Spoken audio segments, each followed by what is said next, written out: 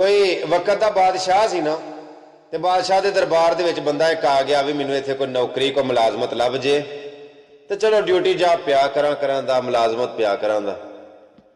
जो वह महल के नेड़े आया ना तो अगे सिक्योरिटी गार्ड मुलाजम खलोते सन, उन्हें डक लिया भी जनिया किवें आया भाई की गल। उन्हें दसिया भी मैं इस नीयत नाल आया।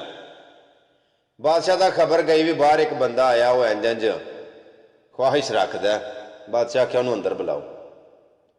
जो अंदर गया तो बादशाह ने उन्होंने पूछा भी जनिया की कोई कम शम कर लेंदा, की कोई कम शम कर लेना। वो आखन लगा बादशाह सलामत जी ड्यूटी तुसी मेरी लाओ, नौकर की नखरा की, मैं तुहाडा खिदमतगार बन के खिदमत पिया करांगा।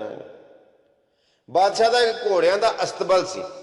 अस्तबल आंदे ने जिथे घोड़े इकट्ठे करके बन्नते ने ना या डकते ने, बाड़ा कह लो यार शार्टकट। वो जिथे घोड़े बादशाह रखे होंगे वह इंचार्ज मर गया सी। बादशाह ने वो ड्यूटी ला छड़ी भी तू घोड़िया की देखभाल करिया कर, निगरान बना छड़िया। चलो बंदा लग पिया। कुछ दिहाड़े गुजरे ना तो बादशाह ने एक घोड़े पूछा भी इस घोड़े के बारे तेरा की ख्याल है। बादशाह वो घोड़े वध तो वध नस्ली घोड़े चंगे तो चंगी शै रखी होंगी। वो बंदा आखन लगा बादशाह सलामत है घोड़ा जी तुसा पूछया ना कोई नस्ली घोड़ा नहीं, चंगा नहीं। बादशाह बड़ा परेशान होया, उस आख्या भी शै भी चंगी रखी है तो रखी भी बड़ी रीझ नाल, तू किवें आना भी चंगी नस्ल का घोड़ा। वो आखन लगा बादशाह सलामत घोड़ा चंगा है पर इस घोड़े ने दुध अपनी मां का नहीं पीता। बादशाह आख्या तेनों किवें पता है। वो आखन लगा बादशाह सलामत ये हरकत ये आदत पे दसदियां ने, उंज घोड़ा चंगा पर इन्हें दुध नहीं अपनी मां का पीता। बादशाह आखन लगा यार गल तो वाकई ठीक है। जो ये घोड़ा जम्मिया सी ना तो यदी मां घोड़ी मर गई सी, असां इहनूं गां का दुध पियाया सी, पर तेनों एडी बरीकी नाल बड़ा कोई सियाणा जिहा बंदा, तेनों किवें पता लगा कि इन्हें अपनी मां का दुध नहीं पीता। वो आखन लगा बादशाह सलामत घोड़ा मूँह च पट्ठे पा के ना तो उता मूँह करके पट्ठे खांदा, ये सिर सुट के ना थले मूँह करके पट्ठे खाई जाता। तो मैं हिसाब लाना हाँ मेरी अकल ये गल आंदी कि इन्हें अपनी मां का दुध नहीं पीता। उंज घोड़ा चंगा तो उंज ना इन्हें अपनी मां का दुध नहीं पीता। बादशाह बड़ा खुश होया, बड़ा राजी होया। तो जो बादशाह राजी होंगे ना तो उदों फिर कोई मालो मता कोई इनाम कनाम देंदे ने। बादशाह ने उन्होंने कोई बकरियां कोई भेडां कोई कनक कोई मुंजी अनाज जो भी ना उन्होंने गला छला दिता, बड़ा उन्होंने नवाजिया, खुश हो गए। तो वो रैंक च नाल इजाफा भी कर छड़िया, तरक्की कर छड़ी वो ड्यूटी के विच ना। उन्होंने आख्या भी हुण तू अज तो लैके घोड़ियां दे इर्द गिर्द नहीं, तू मलका दे बंगले दे मलका दे चबारे दे उत्ते ना ड्यूटी देनी करनी, उत्थे तू तुर जा। चलो जिहड़ा बंदा सी उन्हें मलका दे चबारे ते मलका दे बंगले ते ड्यूटी देनी करनी। कुछ दिहाड़े गुजरे ना तो बादशाह ने उस बंदे ने पूछया कि मेरी मलका दे बारे मेरी बेगम दे बारे तेरा की ख्याल है, किवें दी है। तो उस आख्या बादशाह सलामत तुहाडी बेगम कोई शाहजादी नहीं, किसी बादशाह की धी नहीं, तुहाडी बेगम है मलका है, लेकिन ना कोई किसी बादशाह की धी नहीं, कोई शाहजादी नहीं जिहड़ी तुसां सोच रखी। बादशाह के पैरों थल्ले जमीन निकल गई, पसीने नाल शराबोर हो गया, भिज गया सारा। उस आख्या किवें दी गल पिया करना, उस आख्या सच्ची पिया करना। उन्हें अपनी सस नूं सुना घलिया बादशाह ने, उन्होंने बुला के ना तो उस आख्या भी है मेरी बेगम के बारे सच सच दस की। वो सस आखन लगी सच ये वे कि तेरे वालद ने ना मेरे खामंद कोलों तेरे वास्ते ना मेरी धी का साक मंग लिया सी, बच्ची पैदा होंदे ही ना रिश्ता मंग लिया सी, ते 6 महीने बाद वो मेरी बच्ची मर गई सी।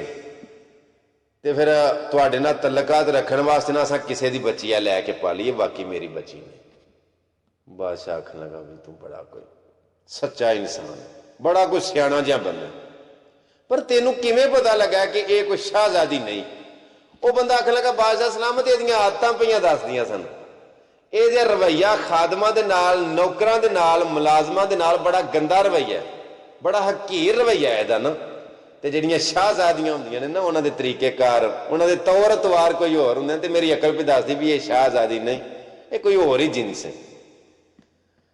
बादशाह बड़ा राजी होया, उस आख्या बई तू बड़ा कोई सियाणा ते दना बंदा है, अज तू लैके इत्थे भी नहीं ड्यूटी करनी। ते नाले उन्हें इंज कीता ਉਹਦੀ ਮੁਲਾਜ਼ਮਤ ਦੇ ਵਿੱਚ ਫਿਰ ਹੋਰ ਤਰੱਕੀ ਕੀਤੀ। ਆਖਿਆ ਅੱਜ ਤੋਂ ਲੈ ਕੇ ਮੇਰੇ ਨਾਲ ਤੂੰ ਡਿਊਟੀ ਕਰਨੀ ਹੈ ਮੇਰੇ ਦਰਬਾਰ ਦੇ ਵਿੱਚ।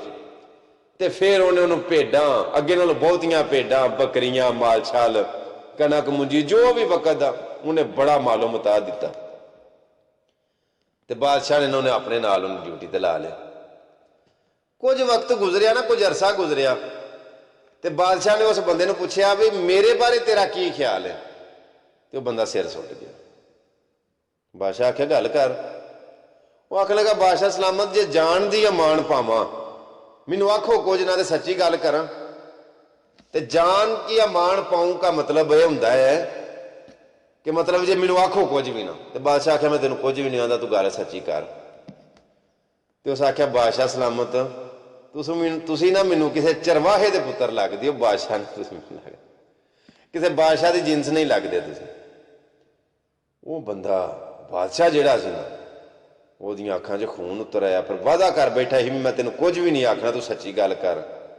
ਤੇ ਗੱਲ ਕਰ ਗਿਆ ਬੰਦਾ।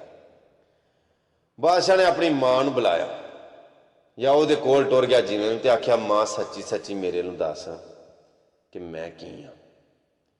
ਮਾਂ ਉਹਦੀ ਨੇ ਆਖਿਆ ਕਿ ਪੁੱਤਰ ਸਾਡਾ ਇੱਕ ਬੱਚਾ ਸੀ ਤੇ ਉਹ ਮਰ ਗਿਆ ਸੀ, ਤੇ ਅਸਾਂ ਆਪਣੀ ਬਾਦਸ਼ਾਹੀ ਸਲਾਮਤ ਰੱਖਣ ਵਾਸਤੇ ਨਾ, ਤੇਰੇ ਪਿਓ ਦੀ ਜਿਹੜੀ ਬਾਦਸ਼ਾਹੀ ਚੱਲਦੀ ਆ ਰਹੀ ਉਹ ਸਲਾਮਤ ਰੱਖਣ ਵਾਸਤੇ ਵੀ ਕੋਈ ਚੱਲਦੀ ਰਹੇ, ਤੇ ਅਸਾਂ ਤੈਨੂੰ ਨਾ ਇੱਕ ਚਰਵਾਹੇ ਘਰੋਂ ਲਿਆ। ਤੂੰ ਸਾਡਾ ਪੁੱਤਰ ਨਹੀਂ, ਤੂੰ ਕਿਸੇ ਨਾ ਮਤਲਬ ਚਰਵਾਹੇ ਕੋਲੋਂ ਤੈਨੂੰ ਲੈ ਕੇ ਤੇ ਪਾਲੇ ਆ, ਤੂੰ ਅਸਲੀ ਸਾਡਾ ਮੇਰਾ ਢਿੱਡ ਦਾ ਜੰਮਿਆ ਨਹੀਂ, ਤੂੰ ਛਾਟ ਕੱਢ ਬਾਹਰ। ਉਹ ਬਾਦਸ਼ਾਹ ਨੇ ਨਾ ਉਸ ਬੰਦੇ ਨੂੰ ਸਾਹਮਣੇ ਬੁਲਾ ਲਿਆ ਤੇ ਉਸ ਆਖਿਆ ਗੱਲ ਸੁਣ, ਤੈਨੂੰ ਮੇਰਾ ਕਿਵੇਂ ਪਤਾ ਲੱਗਾ। ਉਸ ਆਖਿਆ ਬਾਦਸ਼ਾਹ ਸਲਾਮਤ, ਤੁਹਾਡੀਆਂ ਵੀ ਹਰਕਤਾਂ ਹੀ ਪਈਆਂ ਦੱਸਦੀਆਂ ਸਨ, ਤੁਸੀਂ ਕੀ ਸ਼ੈ ਹੋ। ਇਹ ਜਿਹੜੇ ਬਾਦਸ਼ਾਹ ਹੁੰਦੇ ਨਾ, ਉਹ ਮਾਲ ਮਤਾ ਦਿੰਦੇ ਨੇ ਤੇ ਹੀਰੇ ਜਵਾਹਰਾਤ ਦਿੰਦੇ ਨੇ ਜਦੋਂ ਰਾਜ਼ੀ ਹੁੰਦੇ ਤੇ ਨਾਮ ਕਨਾਮ ਦਿੰਦੇ ਨੇ। ਇਹ ਤੁਸੀਂ ਜਦੋਂ ਵੀ ਦਿੱਤੀਆਂ ਨੇ, ਭੇਡਾਂ ਦਿੱਤੀਆਂ ਨੇ, ਬੱਕਰੀਆਂ ਦਿੱਤੀਆਂ ਨੇ, ਜਾਂ ਕਣਕ ਮੁੰਜੀ ਦਿੱਤੀ ਹੈ, ਤੇ ਮੈਨੂੰ ਤੁਹਾਡੀਆਂ ਹਰਕਤਾਂ ਵੀ ਦੱਸਦੀਆਂ ਸਨ, ਕਿਉਂਕਿ ਬਾਦਸ਼ਾਹ ਦੇ ਪੁੱਤਰ ਤੁਸੀਂ ਵੀ ਨਹੀਂ, ਸ਼ਾਹਜ਼ਾਦੇ ਤੁਸੀਂ ਵੀ ਨਹੀਂ, ਤੁਸੀਂ ਵੀ ਕਿਸੇ ਚਰਵਾਹੇ ਦੇ ਪੁੱਤਰ ਹੋ। बादशाह आखने लगा भी बिल्कुल आपके सच्चा बंदा है यार, आदतें नस्लों का पता देती हैं, माथे पे किसी के कुछ लिखा नहीं होता।